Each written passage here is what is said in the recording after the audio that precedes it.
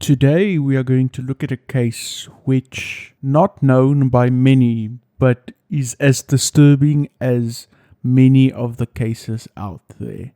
Join me as I look into the cross-dressing killers here on Corras Investigation. Now, before I go into the killings, we must first look at the early life and the meeting between the cross-dressing killers. Samuel Jacques Coetzee, often called by his middle name, was born in 1971 in Johannesburg as one of two children in a middle-class family. He lost his father at 3 and preferred playing with his sister's dolls instead of with the other boys at age 6. His mother, worried about this, spoke to a psychologist who said it was due to his father's death. Coetzee secretly wanted to be a woman and took growth hormones. He dropped out of school and ran away at 17, but later returned and was conscripted into the army. He struggled during service and attempted suicide in 1989 by overdosing on pills. While recovering in hospital, Coetzee told his mother he wanted to be a woman, but she could not accept this. After his recovery, he moved into his own apartment and worked briefly as a salesman for Automobile Association of South Africa. Coetzee often brought home strangers for sex, including a 30-year-old man named John Frank Brown, who moved in after they developed feelings for each other. Soon, Brown became physically abusive, but Coetzee stayed because of his sadomasochistic tendencies. This couple was frequently seen by all gay bars, where Coetzee gained fame as a drag queen, winning beauty contests under various aliases. Although Brown was either jealous or disapproving of this, he did not urge Coetzee to stop, as his performances provided financial support for them both. And now we get into the killings of the cross-dressing killers. The first murder committed by Coetzee and Brown occurred on 30 August 1993 when they met 35-year-old drifter Chris Anderson. They invited him to their apartment where Coetzee had sex with him while Brown watched. Brown became angry with Coetzee when Anderson performed acts he could not, leading him to grab a piece of drilling equipment and stab Anderson in the neck. To ensure he was dead, Brown strangled him with a tie. They dumped Anderson's body on a gravel road near Atten Gravel. On 4 November, Coetzee and Brown met a 30-year-old man and a 15-year-old boy in a cafe in Johannesburg.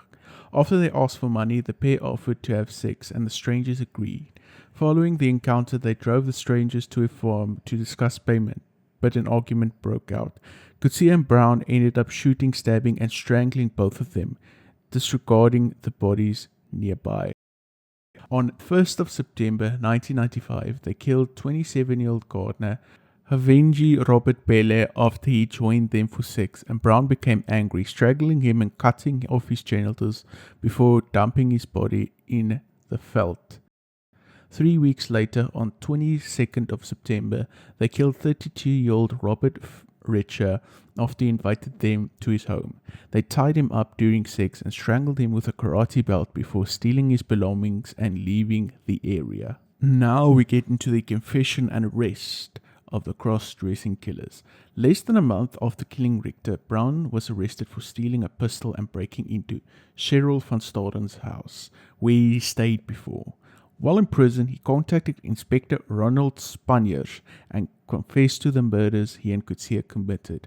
Investigators verified his claims and issued an arrest warrant for Coetzee, who had just been paroled for car theft. Coetzee was arrested on 13th of April 1996.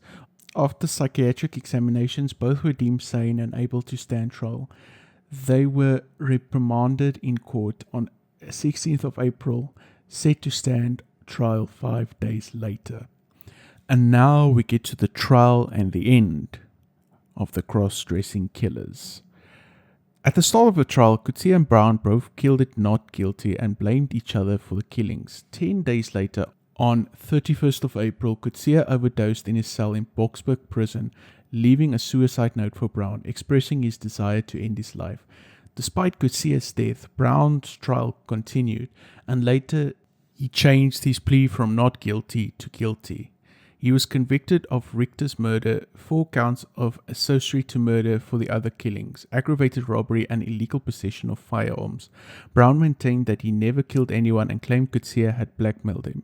The judge did not believe Brown's claims, but had no solid evidence of his involvement in the other murders. Brown received a life sentence, which he is still serving to this day. So concludes the case of the cross-dressing killers. A case where a man who wanted to be a woman could not express his desires due to the time that he was in. And unfortunately, he met up with the wrong person to influence him. And unfortunately, this led to the eventual killings, arrest, and death of Jacques Coetzee. But yes, ladies and gentlemen, I am back covering South African cases. I hope you guys enjoyed this one. If you guys want me to cover more South African cases, be sure to let me know. But until next time, thank you so much for watching. Have a good one. Peace and cheers.